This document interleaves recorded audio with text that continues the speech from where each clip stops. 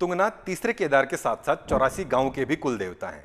आसपास के लोगों की भूमि के विवादों को सुलझाने वाले देवता को अब खुद अपने रास्ते की लड़ाई लड़नी पड़ रही है। उत्तराखंड के लोगों के हक हकूक छीनने वाला वन विभाग अब इतना शक्तिशाली हो गया है कि उसके टेंट के आगे देवता की डोली को 5 घंटे इंतजार करना पड़ता है। पहाड़ के मूल निवासियों के पुश्तैनी रास्ते बंद करने के बाद अब बारी देवताओं के रास्ते बंद करने की आ गई है। नमस्कार, मैं मंजुल। तुंगनाथ की इस घटना के सहारे जानते हैं उत्तराखंड में हो रहे वन अधिकारों की कहानी।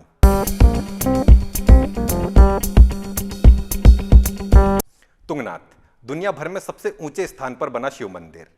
तुंगनाथ पंच केदारों में तीसरा केदार।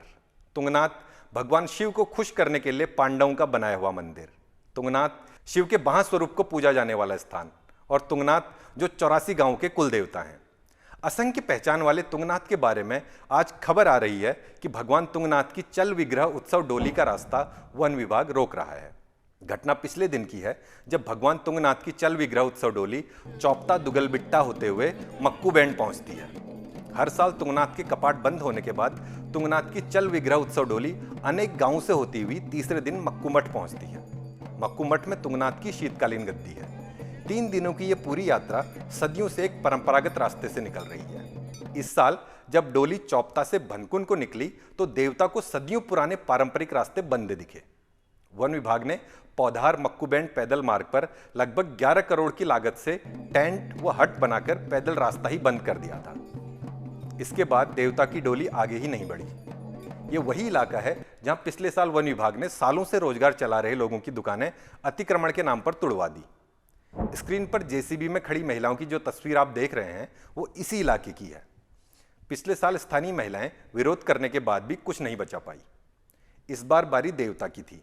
देवता ने अपनी लड़ाई खुद लड़ी और विकास के नाम पर बनाए गए टेंट और हट के बीच से 5 घंटे के इंतजार के बाद अपना रास्ता बनाया।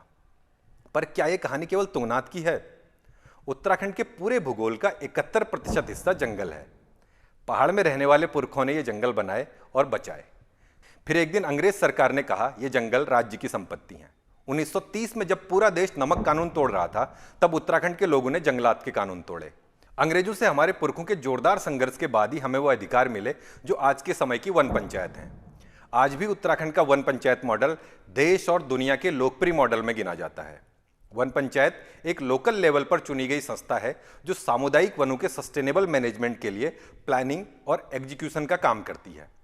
उत्तराखंड में करीब 71% वन क्षेत्र का 13% हिस्सा वन पंचायतों के पास आता है। न्यूज लॉन्ड्री की एक रिपोर्ट के अनुसार उत्तराखंड में कागजों पर 11,522 वन पंचायतें मौजूद हैं। हालांकि करीब 5,500 वन पंचायतें ही सक्रिय तौर पर कार्य कर रही हैं। पिछले कुछ समय से अक्सर ऐसी खबरें आती हैं कि वन विभाग इन वन पंचायतों पर जबरन दबाव बनाने की कोशिश करता है। वन विभाग की बात करें तो जमीनी हकीकत यह है कि आज़ादी के बाद इसने उत्तराखंड के हालात और बदतर किए। पर्यावरण संरक्षण के नाम पर जंगलों से हमारे अधिकार कम करते करते आज पूरी तरह खत्म कर दिए गए हैं। साल 1976 तक भारत के संविधान में पर्यावरण की सुरक्षा जैसा कोई विचार नजर नहीं आता है। 42वें संविधान संशोधन में पर्यावरण संबंधी मुद्दों को शामिल किया गया और राज्य के नीति निदेशक सिद्धांतों में अनुच्छेद 48A जोड़ा गया और मौलिक कर्तव्यों के अध्याय में अनुच्छेद 51A(G). जिस पर्यावरण को पहाड़ी अपने जीवन का हिस्सा मानकर उसके साथ जीते थे, उन्हीं पहाड़ियों को पर्यावरण का पाठ पढ़ाया गया और कानून पारित कर जंगल के संरक्षण का ठेकेदार वन विभाग को बना दिया गया। इस कानून ने वन अधिकारियों को शक्तिशाली बना दिया और पहाड़ के लोगों को पूरी तरह कमजोर किया। पहाड़ के जंगलों में तस्करों और बाहुबलियों का जोर इसी कानून की एक देन माना जाता है। ऐसा नहीं है कि सरकार पर्यावरण बचाने के नाम पर कोई कॉम्प्रोमाइज नहीं करती। सरकार देश की अंतर्राष्ट्रीय सीमा की परिधि के 100 किलोमीटर की वन भूमि फॉरेस्ट एक्ट के दायरे से बाहर रखने जैसे फैसले लेती है। सरकार द्वारा बिछाई गई रेल लाइन या सार्वजनिक रोड परिवहन के 0.1 हेक्टेयर के दायरे में आई बसासत पर भी फॉरेस्ट एक्ट से बाहर रखने जैसे फैसले लिए गए हैं। अब तो वन क्षेत्रों में प्राणी उद्यान, सफारी, जंगल यात्रा और इकोलॉजिकल टूरिज्म की सुविधाओं की अनुमति देने जैसे फैसलों पर भी बात होने लगी है। लेकिन आम आदमी के जंगल पर अधिकार वाले सारे कानून जस के तस लागू होते हैं। आज उत्तराखंड के सारे जंगल वन विभाग के कब्जे में हैं। पहाड़ के आम लोगों के पास जंगलों में घुसने तक का अधिकार नहीं है। गांव वाले इन जंगलों से एक पत्ता नहीं उठा सकते। कभी पूरी तरह जंगलों पर निर्भर रहने वाला पहाड़ी समाज आज इन जंगलों में जाने से डरता है। जंगलों के जंगली जानवर गांव में आ सकते हैं, उनकी फसल बर्बाद कर सकते हैं और आम पहाड़ी बस उन्हें देख सकता है। आज स्थिति इतनी गंभीर हो चुकी है कि कई बार इन जंगलों के जानवरों से बचने के लिए स्कूल में छुट्टी कर दी जाती है या इलाके में कर्फ्यू लगा दिया जाता है। हर साल इन जंगलों में आग लगती है और वन विभाग की मदद के लिए हमेशा गांव के लोग ही आगे आते हैं। बदले में वन विभाग इन्हीं गांव के लोगों को जंगल में आग का जिम्मेदार मानता है।